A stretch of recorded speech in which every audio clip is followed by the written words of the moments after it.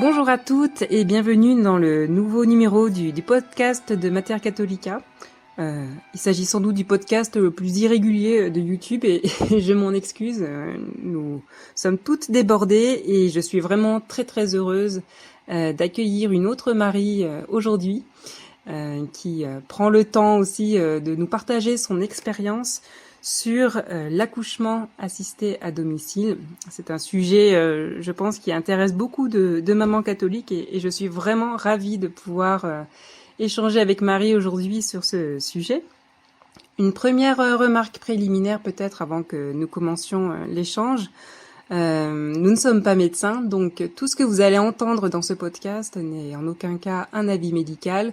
Nous sommes là surtout pour partager une expérience et apporter un témoignage, un éclairage sur une question. Évidemment, si vous comptez, vous avez l'intention d'accoucher à domicile, prenez bien conseil auprès de votre médecin. Il y a évidemment des situations où cela n'est pas possible et en tout cas, ce podcast ne remplace en aucun cas un avis médical. Et peut-être avant de commencer, Marie, j'aimerais rappeler quelques chiffres en fait sur l'accouchement assisté à domicile. Alors je me suis basée sur les données qui sont donc disponibles sur le site de l'association professionnelle de l'accouchement assisté à domicile. Je vous mettrai le lien en commentaire. Il y a un chiffre quand même qui est assez éclairant, puisque 35% en fait des futures mamans souhaiteraient accoucher chez elles. Donc c'est quand même un tiers des mamans qui sont concernées. Et en réalité, moins d'1% d'entre elles vont pouvoir effectivement accoucher à domicile. Donc il y a un réel écart entre les souhaits qui sont exprimés et puis la réalité. Alors il y a pas mal de contraintes et de freins et j'imagine, Marie, que vous nous en parlerez aussi durant votre témoignage. Mais en gros, il y a à peu près 1000 femmes qui peuvent accoucher chez elles par an en France. Ce qui est quand même assez peu, enfin très peu même, sur l'ensemble des femmes. Quelques chiffres qui sont disponibles dans le rapport donc, de cette association sur les données 2021-2022.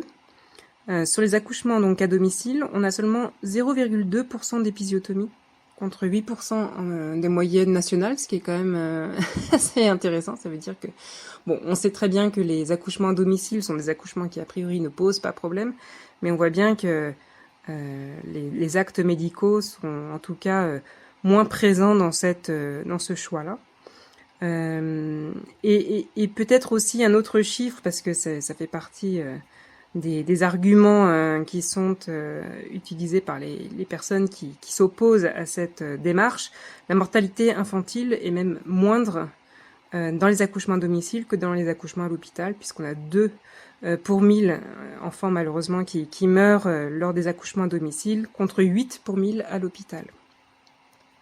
Et de même, l'hémorragie sévère ne touche que 1,6% des femmes qui accouchent à domicile contre 3% qui accouchent à l'hôpital. Voilà, c'est quelques chiffres. Évidemment, vous pouvez tout retrouver dans le rapport donc de l'association professionnelle donc de l'accouchement assisté à domicile, donc le rapport 2021-2022 que je vous invite vraiment à aller voir si la question vous intéresse. Voilà, donc quelques chiffres, mais nous, ce qui nous intéresse aujourd'hui, c'est l'expérience de Marie. Et notamment comment s'articule ce choix qui est quand même assez fort d'accoucher à domicile et la foi catholique. Voilà, c'est un petit peu l'angle d'approche évidemment que nous avons choisi avec Marie. Marie, peut-être pour commencer, est-ce que vous pourriez vous présenter rapidement pour un petit peu dire qui vous êtes, quelle maman vous êtes, voilà, comment vous avez abordé toutes ces questions. Oui, très bien. Alors, merci Marie déjà de m'accueillir dans votre podcast et puis que je puisse exprimer sur ce sujet-là parce que c'est un sujet où on n'est pas trop comprise aujourd'hui à l'heure actuelle, surtout par les anciennes générations qui ont vu l'arrivée de l'accouchement en maternité comme une délivrance et qui ne comprennent pas forcément nos choix et nous prennent des fois pour des folles. Et pense qu'on se met en danger, justement. Donc, moi, j'ai 29 ans et 4 enfants. Donc, l'aînée à 6 ans et demi et la dernière à 9 mois. Et donc, j'ai pu accoucher 2 fois à domicile avec l'assistance de 2 sages-femmes. Donc, sur 4 des naissances, il y en a eu 2 en maternité et 2 à la maison. Et en fait, la deuxième naissance, je voulais la faire à la maison, mais ça n'a pas été possible parce que les conditions n'étaient pas requises.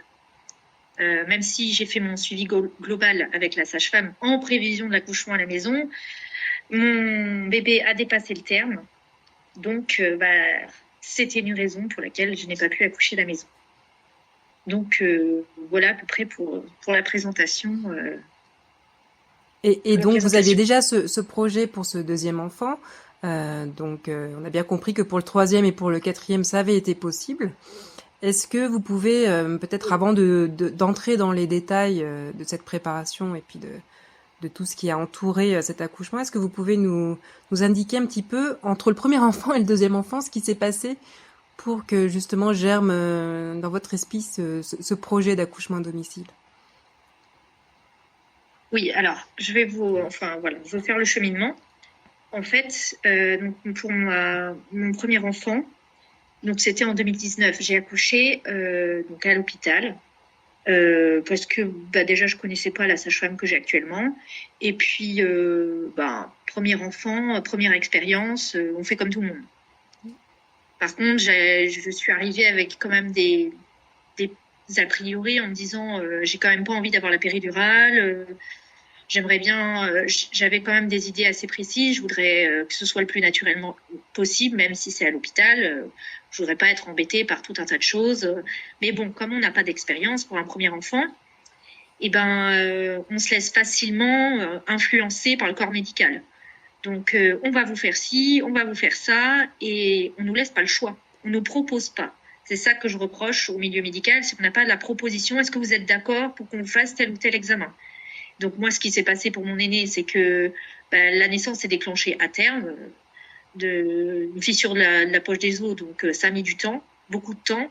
Donc mon projet d'accoucher sans péridurale, il est tombé à l'eau parce qu'au bout d'une journée, sans que rien n'avance, on fatigue, surtout sans rien manger, quoi que ce soit à l'hôpital, c'est quand même difficile à attendre. Du coup, ça a fini avec une péridurale qui a fait durer l'accouchement, voilà. Donc ça a été long. Pas un accouchement non plus traumatisant, hein, mais assez long et puis avec des choses qui m'ont interloqué quand même. Antibiotiques d'office, des choses qui sont pas très naturelles en fait. Et on voyait que l'accouchement était quand même considéré comme un acte médical, non pas comme quelque chose de naturel, mais comme une maladie qu'on traite et qu'on assiste pour que tout se passe bien, pour être sûr de se prémunir, voilà. Et quand est arrivée ma deuxième grossesse, en fait, le Covid est passé par là entre-temps. Et donc là, je me suis dit, accoucher en milieu hospitalier, j'ai vraiment peur. Non pas que j'avais peur de la maladie, mais que j'avais peur de tout ce qu'on pouvait nous imposer autour. Donc, accoucher avec le masque, les tests, tout ça. Et donc, ça a été, on va dire, ma première motivation pour éviter l'accouchement à l'hôpital. Et en fait, en allant faire mes échographies à l'hôpital, la sage-femme très gentiment m'a dit « Ah, mais vous avez le profil, je vous donne le contact d'une sage-femme qui fait le suivi global, et si vous voulez accoucher à la maison, elle le fait. » J'ai dit « C'est très gentil, je vais voir. » Donc, je l'ai contactée et elle a accepté de me suivre. Et puis, au fur et à mesure, le principe d'une sage-femme qui fait le suivi global et l'accouchement à la maison, c'est qu'on fait amplement connaissance entre nous, notre couple et toute la famille, tous les antécédents, tout. En fait, il faut que la sage-femme ait une entière connaissance de tous les tenants et les aboutissants de la femme qu'elle va suivre à la maison, pour avoir, en fait, au moment de l'accouchement, connaître tous les processus qui pourraient influencer la naissance. Et donc, c'est comme ça qu'on fait connaissance, au fur et à mesure des rendez-vous. Il y a beaucoup plus de rendez-vous qu'en milieu hospitalier, finalement, parce que c'est des rendez-vous où on discute beaucoup, des rendez-vous qui peuvent durer au moins 1 heure, où on échange sur tous les sujets et on se prépare à accoucher de la manière la plus naturelle possible, sans intervention médicale, médicamenteuse et quoi que ce soit. Et donc ça, c'était entre le premier et le deuxième accouchement, c'était tout ce processus pour arriver jusque-là et accoucher de manière la plus naturelle possible dans notre cocon familial, un peu comme faisaient nos anciens et de manière beaucoup moins médicalisée pour pas dramatiser non plus ce moment de la naissance qui n'est pas un acte médical en soi. Est-ce que votre sage-femme, vous avez discuté avec elle justement de l'aspect religieux de votre foi catholique avec elle, ou c'est resté quelque chose que vous avez gardé pour vous? Alors ma sage-femme, personnellement, elle n'est pas spécialement catholique, voilà, bon, elle n'est pas du tout hostile, mais en fait, elle a de tout type de femmes. Alors c'est vrai qu'elle suit beaucoup de femmes catholiques dans ma région qui veulent accoucher de manière naturelle à la maison, tout ça, mais elle a tout. Et c'est assez drôle de constater qu'en fait, il n'y a pas que les catholiques qui sont attirés par cet accouchement naturel, mais elle suit une bonne partie de femmes catholiques aussi. Donc, elle connaît bien le milieu catholique, elle voit nos traditions, nos valeurs. Elle suit des mamans qui ont accouché de 7, 8, 9 enfants. Voilà, donc elle est tout à fait ouverte à tout ça. Et puis, elle comprend aussi du point de vue de la foi, voilà, ce qui nous pousse à accoucher à la maison, que les enfants sont baptisés rapidement après la naissance. Voilà, donc elle est très, très respectueuse de tout ça et elle se met en fait à l'écart face à voilà tout ce qu'on voudrait faire. Elle impose rien en fait. Elle est dans la proposition de tout et au moment de l'accouchement, elle se met en retrait, elle observe et surveille et elle laisse faire le couple et la famille et c'est ça qui est très agréable. Et vous, en tant que maman et future maman, qu'est-ce qui vous a motivé en tant que catholique, en fait, dans cette démarche?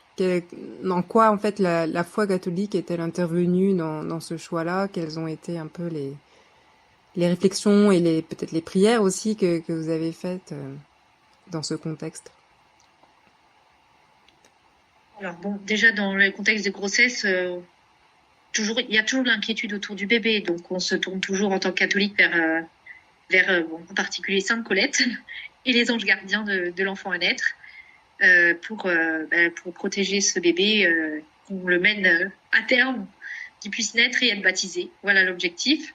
Et après, advienne que pourra à chaque fois. Donc, la graine de Sainte Colette m'a été d'une grande aide justement pour mon deuxième enfant, puisqu'il voulait pas se retourner. Donc déjà, j'avais cette stress en moi en me disant, alors déjà, il est en siège, je voudrais accoucher à la maison et je dépasse le terme. Voilà, donc Sainte Colette a été très sollicitée, mais j'ai pas eu... Voilà, le bon Dieu a permis que j'accouche encore en milieu hospitalier parce que tel était son choix. Et tout s'est très très bien passé. Malgré, c'était une frustration, c'était peut-être vécu comme un échec, mais tout s'est bien passé au final et c'était la volonté de Dieu comme ça. Après, voilà, le fait d'accoucher à la maison, on est dans son milieu. Donc, on peut être devant son crucifix, on peut réciter le chapelet. Je sais qu'avec mon mari, nous récitions le chapelet pendant l'accouchement, même de mon aîné à l'hôpital. Dès qu'on n'avait personne autour de nous, tranquille dans la chambre, entre chaque contraction, c'était des dizaines de chapelets. Et je me rappelle, la dernière dizaine, c'était pendant la poussée. Et mon mari récitait tout seul parce que j'avais plus la force de parler.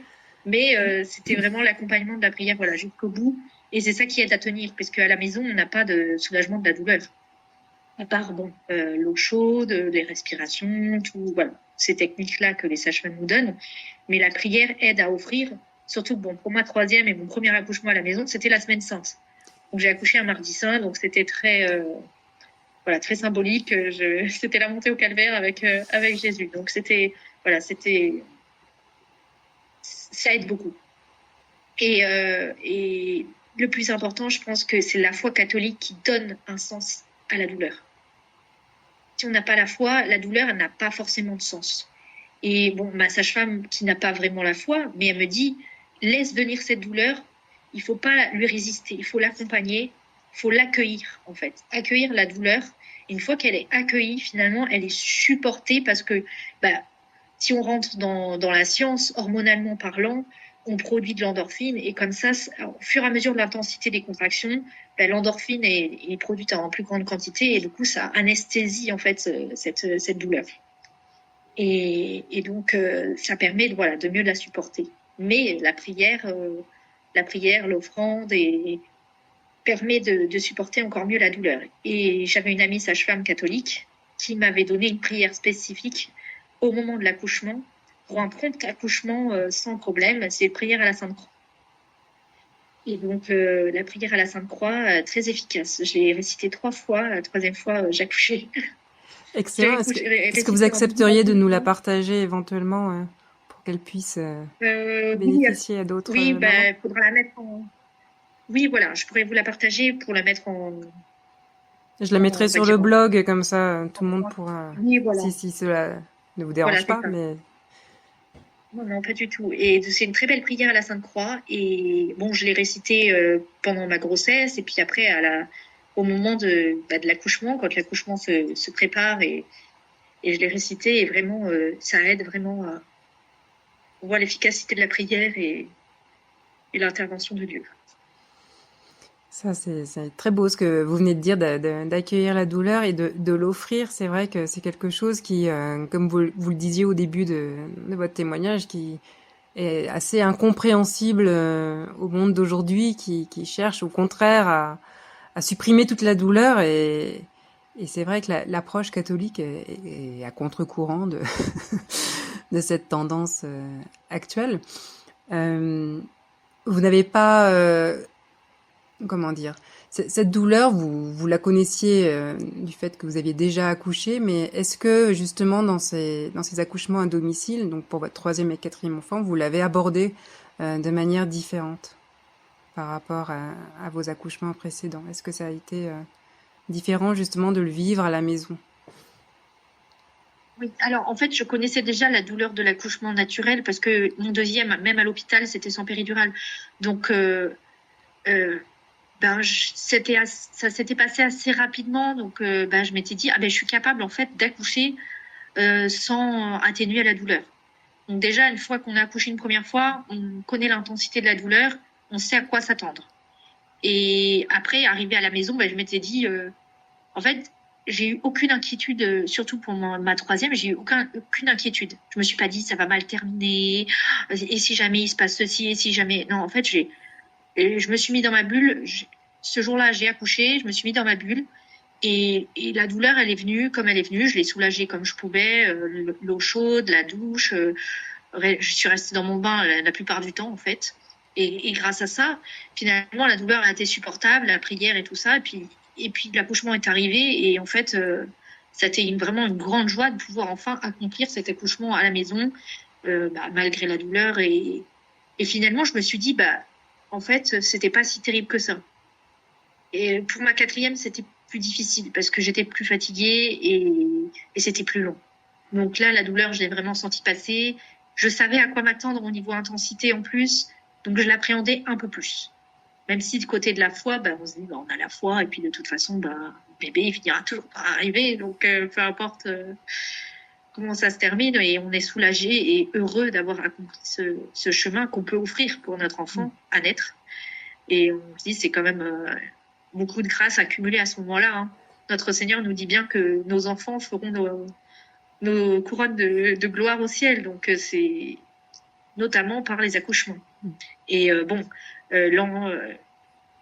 l'injonction faite à Ève, tu accoucheras dans la douleur, c'est pas que le moment de l'accouchement. Après, ça reste toute la vie de la femme, avant, après la naissance, l'accouchement des enfants, c'est tous les jours, quand ils font pas leur nuit, quand, voilà, adolescents, adultes, enfin, voilà, Oui, c'est tous les c'est pas que le sacrifices moment de l'accouchement. que l'on fait en Voilà. tant que C'est maman. qu'une petite partie. Ce qu'il faut se dire, c'est que l'accouchement, c'est juste l'ouverture de d'autres sacrifices qui seront pas forcément physiques, mais voilà. Non, Il faut c'est le très voir comme juste. un préliminaire. À la suite de tous les sacrifices effectivement qu'on fait à chaque enfant. L'autre question que j'avais envie de vous poser, ça concerne votre époux. Est-ce que il était d'accord au départ pour ces accouchements à domicile? Comment est-ce que vous en avez discuté avec lui? Est-ce que ça a été évident ou est-ce qu'il a fallu que vous argumentiez en faveur de cette démarche? Parce qu'évidemment, un accouchement à domicile, il faut que l'époux soit d'accord. parce que sinon, c'est compliqué. Comment ça s'est passé de votre côté? Ben oui, c'est évident. Il faut que, de toute façon, ce soit un commun accord. Parce que s'il y en a un des deux qui est vraiment pas sûr de lui, ça va se ressentir et sur le moment, il y aura vraiment de la panique. Pour mon mari, franchement, c'était une évidence. Enfin, on l'a choisi d'un commun accord parce que le côté, en fait, où l'intimité familiale respectée à la maison, c'est quand même beaucoup mieux que d'avoir un va-et-vient de personnes, des commentaires pas très agréables, comme si vous poussez pas plus, on va devoir appeler le gynéco. Enfin, on n'y est pour rien en fait. Si le bébé il passe pas, enfin voilà. Donc mon mari il n'aimait pas trop cette intrusion dans notre intimité et donc le fait d'accoucher à la maison, c'était quand même beaucoup plus respectueux, voilà, de notre intimité et puis de nos valeurs aussi et que le corps médical quand même des fois il fait tout ce qu'il peut, mais des fois, voilà, il y a des indélicatesses, des obligations incompréhensibles, et que si vous leur résistez, alors là, c'est la tempête, quoi. Donc, mieux vaut accoucher à la maison plutôt que d'être toujours à contre-courant. Alors, bien sûr, accoucher à la maison, il y a beaucoup de conditions pour que tout se passe correctement, et c'est pas à chaque fois, à chaque grossesse, on peut dire que ça peut être compromis à tout moment. Donc, on sait qu'on a accouché à la maison une fois que le bébé est né et que tout s'est bien passé. Donc voilà, donc oui, pour mon mari, on s'est mis d'accord ensemble et il n'y a vraiment pas eu de désaccord là-dessus. Et concrètement, alors comment vous avez dit que vous aviez donc utilisé l'eau du bain, la douche pour vous soulager. Concrètement, pour les femmes, voilà, qui souhaiteraient un peu se lancer dans l'aventure et qui aimeraient savoir comment ça se passe un accouchement assisté à domicile, est-ce que vous pouvez donner un petit peu les grandes lignes et peut-être quelques conseils pratiques par la même occasion? Alors, pour ma première naissance prévue à la maison, en fait, j'avais loué une piscine. Ça se loue une piscine pour 50 €, on loue une piscine. Et bon, manque de chance, je n'ai pas accouché à la maison. Donc, voilà, ça a été un peu ma frustration, mais bon, c'était comme ça. Et puis après, entre-temps, on a déménagé, donc j'ai pu avoir une baignoire. Et c'est vrai que c'était vraiment quelque chose un plus bénéfique pour supporter la douleur, parce que l'eau chaude, en fait, atténue la douleur. En plus, si bien que je me disais, j'ai pas assez de contractions, je vais jamais accoucher, c'est pas possible. Et en fait, les contractions, il y en avait moins, mais elles étaient plus efficaces et moins douloureuses. Du coup, au final, l'accouchement s'est passé beaucoup plus rapidement. Après, on peut prévoir tout un tas de choses, accoucher dans l'eau et finalement, on ne supporte pas sur le moment. Et donc, il faut se laisser un peu guider aussi sur le moment par les besoins du moment. Donc, par exemple, si vous avez prévu d'accoucher dans l'eau et que vous ne supportez plus, sortir de l'eau et aller dans un endroit où on avait organisé la naissance. Donc après, concrètement, moi, ma sage-femme m'avait donné toute une liste de choses à préparer, du matériel, mais aussi du naturel pour juste après la naissance, des teintures mères, des choses comme ça pour les soins. Mais il faut savoir qu'à la maison, il n'y a pas d'épisiotomie, donc elle ne recousse pas, sauf en cas de déchirure majeure, mais elle ne recousse pas la patiente. Ma sage-femme m'a même raconté qu'une fois, elle avait réussi à arrêter une hémorragie rien que par le psychologique. Donc en fait, la femme, elle se disait, tout le monde a fait des hémorragies dans ma famille, je suis obligée d'en faire. Et elle lui a dit, non, t'es pas obligée d'en faire. En fait, on pense ce que notre corps est en train de faire et en fait, il le fait. Et donc, grâce à ça, voilà, il y a des choses qui se font rien que par la parole, la discussion, l'apaisement vocal. Elles sont vraiment d'un grand soutien justement pour moral à ce moment-là. Et puis après, elles ont tout un kit de secours pour rassurer les mamans. Surtout aujourd'hui, maintenant, c'est obligatoire. Elles ont un kit de réanimation oxygène, maman-bébé. Et elles ont aussi tout ce qui est ocytocine pour en cas de grosse hémorragie, avant d'être évacuées par les secours. Donc à chaque fois, les sages-femmes viennent vérifier si votre domicile est apte à accueillir une naissance. Et puis après, en fonction de votre état de santé, et si tout et les paramètres sont feu vert pour le bébé et pour la maman, l'accouchement peut se passer. Donc après, le matériel, c'est surtout prévoir les bâches, les choses pour la protection de tous les lieux pour la naissance. Et puis après, l'accueil du bébé, les vêtements du bébé, la chaleur, parce que bébé, même en été, il a besoin d'être réchauffé. Et puis après, l'après, donc avoir préparé des plats à l'avance ou avoir du relais pour les tâches de la maison, parce que c'est pas forcément accoucher à la maison, il faut pas reprendre trop vite les activités après. C'est ça, il faut savoir être raisonnable. Et les sages-femmes viennent vous voir régulièrement, même après l'accouchement, elles restent au moins 2, 3, 4 heures avec vous, le temps que tout soit mis en place. Rien n'est précipité, en fait, c'est ça l'avantage de la maison. C'est que rien n'est précipité, le cordon n'est pas coupé aussitôt, on prend le temps d'accueillir le bébé, de le mettre au sein, la fratrie peut venir le voir, après, en fonction de ce que chacun choisit, si les autres enfants sont présents ou pas présents, voilà. C'est tout. On prend le temps en fait d'accueillir cette nouvelle vie et d'être les instruments de Dieu dans cette nouvelle création en fait de la vie. C'est ça qui est magnifique en fait. C'est ça quand on voit l'arrivée de ce bébé au sein même de sa famille.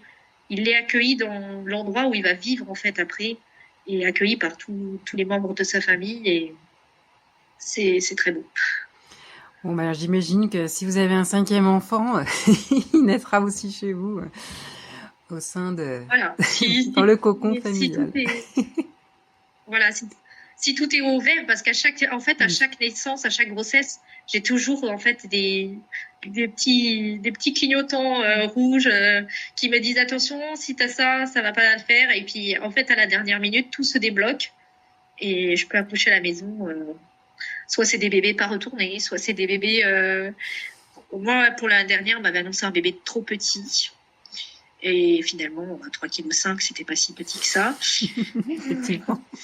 Donc, en fait, il y a toujours ma larme à l'hôpital et ma sage-femme me rassure par derrière. Et pour autant, elle ne prend aucun risque. Vraiment, elle n'est pas du genre à prendre des risques. Elle ne prend aucun risque. Il n'y a vraiment aucun risque à engager. Et puis, pendant l'accouchement, il surveille le cœur du bébé, que tous les paramètres soient bons. Mais tout ça dans une discrétion, si bien que pour ma troisième enfant, je me suis pas rendu compte des moments où elle prenait le cœur du bébé. Et je lui ai dit, t'avais pris le cœur du bébé? Non. Moi, je m'en souviens pas. Elle me dit, si, t'inquiète pas, j'ai tout pris en charge, j'ai tout. Et c'était tellement discret, en fait, qu'on s'en rend même pas compte, en fait, de leur présence. Ça, c'est magnifique. Magnifique, parce qu'en fait, vous êtes concentré sur l'essentiel. Et elle fait son travail en même temps à côté pour s'assurer que tout se passe bien. Mais chacun, finalement, joue son rôle. Et vous êtes pleinement dans le vôtre. Et en plus, elles sont 2. Donc, en fait, il y en a une, elle note tout. Donc, tout est tracé heure par heure. Tout ce qui est fait est retracé. Donc, en fait, il y a vraiment une sécurité. Tout peut être raconté. Si jamais après, il y a hospitalisation, tout est noté, tout est écrit, tout est surveillé. Et franchement, ma sage-femme m'a jamais dit qu'elle a eu aucun drame en accouchant. Et pourtant, elle fait ça depuis longtemps. Donc, tout s'est toujours bien passé pour elle. Même si elle fait un transfert à l'hôpital pour un accouchement trop long, voilà, c'est toujours mis d'un commun accord avec les parents. Elle force pas, mais en même temps, elle dit que quand elle doit s'arrêter, que son travail s'arrête et qu'elle donne le relais aux structures médicales. Donc c'est pas en fait dans un rejet du milieu médical du tout. Mais c'est un constat que la naissance se passe en général mieux quand toutes les conditions sont requises pour la sérénité des parents et du bébé. Et que donc toutes les hormones sont bien. Et voilà, c'est ça. Et non, c'est important de le rappeler. En dépit de tout. C'est pas fait en dépit de la science et de tout. Voilà, c'est pas parce qu'on veut braver les interdits, être plus fort que les autres. Non, c'est. Après aussi, il y a peut-être cet aspect aussi financier qui peut... J'allais justement vous poser la question. Oui, voilà, cet aspect financier qui peut rebuter. Il faut savoir que l'acte en lui-même de l'accouchement est pris en charge. Par contre, en fait, ce qui reste de notre part, c'est tout ce qui est astreinte de la sage-femme. Mais je pense que le fait d'accoucher à la maison et d'être aussi bien entouré n'a pas de prix pour après le bien-être des enfants et le bien-être de la maman, en fait, qui reste dans son milieu familial sans devoir sortir de chez elle, re-rentrer chez elle, se réhabituer, voilà. Donc la charge Je pense que ça n'a pas de financière prix. est importante, mais finalement le bénéfice est tellement grand que ça vaut le coup d'anticiper aussi. Voilà, c'est ça. Bon, on Et a 9 je mois pense pour que économiser. voilà, c'est ça. Et puis je pense que ça dépend des mutuelles. Après, il y en a qui doivent rembourser aussi, qui peuvent rembourser. Et puis je pense que ça dépend des sages-femmes aussi. Les tarifs dépendent des sages-femmes. Ça doit pas être pareil pour tout le monde. En tout cas, Voilà. c'est une chance et la providence sans doute d'avoir trouvé une sage-femme aussi expérimentée. Et c'est vrai que c'est pas évident, je pense, notamment aux femmes qui habitent vraiment dans des campagnes reculées ou dans des coins où il n'y a pas forcément de sages-femmes dans les parages qui sont prêtes à prendre le risque, parce qu'on sait que les sages-femmes aujourd'hui ne sont pas du tout soutenues dans ce genre de démarche. Et c'est vrai que certaines femmes, malheureusement, doivent renoncer à ce projet faute de trouver une sage-femme qui puisse les accompagner dans cet accouchement à domicile. Donc, c'est bien que vous puissiez témoigner Oui, et que vous puissiez encourager. Il faut encourager. Oui, mais en même temps, accoucher dans la voiture, des fois, il vaut mieux rester chez soi, quitte à appeler les pompiers, que d'accoucher au milieu de la route et pas avoir le temps de rejoindre l'hôpital. Hein. Tout à fait. Enfin, moi, je conseillerais plutôt aux gens d'attendre à la maison que les pompiers arrivent plutôt que d'accoucher au milieu de la route. Hein. Dans la voiture, pour moi, ce serait un pire cauchemar. C'est sûr. Est-ce que vous avez un dernier message peut-être à adresser aux mamans catholiques qui nous écoutent, qu'elles soient enceintes ou pas d'ailleurs? Et ben, en fait, se confier vraiment aux anges gardiens du bébé. Parce que l'accouchement se fait à 2, le bébé, la maman, mais je dirais même à 3 avec le bon Dieu. Parce que c'est lui qui permet qu'on donne la vie. Donc, ne pas hésiter à solliciter tous les siens du ciel, les saints patrons du bébé à naître, les anges gardiens. Ils font vraiment de belles choses. Les anges gardiens, et puis cette prière à la Sainte Croix qui est vraiment très efficace. Et Sainte Colette, bien sûr, pour permettre une naissance heureuse et sans encombre. Puis ne pas hésiter, voilà, à les prier tout au long de la grossesse, dès qu'en fait l'annonce de la grossesse, dès qu'on vraiment on sait qu'on a cette petite vie en nous, il y a déjà une âme, un ange gardien. Donc ne pas hésiter à le prier tous les jours, à faire prier les enfants, les frères et sœurs, l'ange gardien du bébé. Et puis après, l'ange gardien assiste le moment de la naissance et fait en sorte que tout se passe bien. Et voilà, être abandonné, peu importe, on va dire, l'issue de la naissance, j'ai envie de dire, parce que des fois, si on a prévu d'accoucher à la maison, finalement, on est transféré à l'hôpital. Voilà, faut pas faire je me le dis aussi pour m'auto-persuader, un braquage face à, voilà, ce qui pourrait paraître un échec, en fait, sur le moment. Mais qui, au final, le but, c'est que tout se passe bien pour la maman et le bébé. Et que ce soit fait selon la volonté du bon Dieu. Donc, voilà, savoir accueillir chaque situation au bon moment. Très bien, je pense que c'est une belle conclusion, Marie, merci beaucoup. Nous vous mettrons toutes les ressources que nous avons évoquées dans un article de blog, la prière à Sainte-Croix, la graine de Sainte Colette, et puis peut-être une prière à l'ange gardien, si vous en avez une, Marie, que vous avez employée en particulier. En tout cas, on vous mettra tout à disposition dans un article pour que vous puissiez y avoir recours. Si jamais vous partagez cette volonté d'accoucher le plus naturellement possible, et en tout cas en respectant la volonté de Dieu et tout ce qu'il a prévu pour nous, parce que on est plus capable finalement que ce qu'on croit d'accoucher sans péridurale et en tout cas en accueillant cette douleur comme vous le disiez tout à l'heure. Merci beaucoup Marie et à très bientôt chères auditrices, peut-être avant 6 mois si j'ai le temps de faire un autre numéro de podcast. Merci beaucoup.